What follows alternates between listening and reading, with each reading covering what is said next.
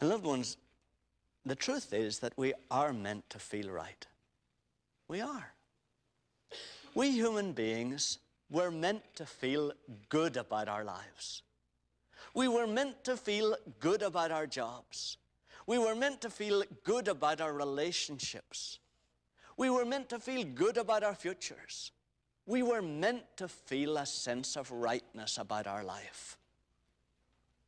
And the sense of rightness that is based on faith says, don't think you're ever going to come to a sense of everything being right in your life by living up to all the ideals that you find in the self-improvement courses or in the religions. Don't think that. You'll never do it. You'll never feel right or come to a sense of rightness by succeeding in living up to all the ideals that you think you should live up to. Now, here's the way that is put, loved ones. We talked about it a few weeks ago. It's Romans 10 and verse 6. And you see it there.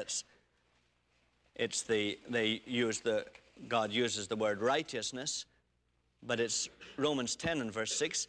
But the rightness based on faith says, do not say in your heart, who will ascend into heaven? That is, to bring Christ down. And the rightness that we're meant to have says to us this morning, and your Creator says to you, look, you'll never get a sense of rightness in your life by thinking that somehow you're going to live high enough. You're going to ascend into heaven by a very good behavior and by successfully disciplining all your wrong passions. You're going to somehow manage to do that so that you'll get a sense of rightness. Our Creator says this morning, you'll never do it. All the religions in the world are based on that except mine, the idea that somehow you'll live good enough in order to create a sense of rightness in yourself. It'll never happen. And the righteousness based on faith says, that's not right.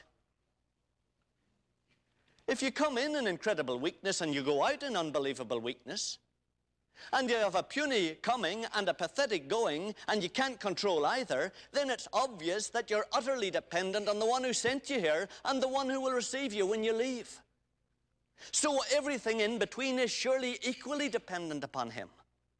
And the only right thing to do is to acknowledge that you are utterly dependent on this God for your relationship with your colleagues, for your status with your peers, for your success in your job, for your security of your future, for your own personal happiness. Surely the wise thing is to acknowledge that you're utterly dependent on the Creator who made you for all these things. And you ought simply to live trusting Him and depending upon Him to provide these things for you.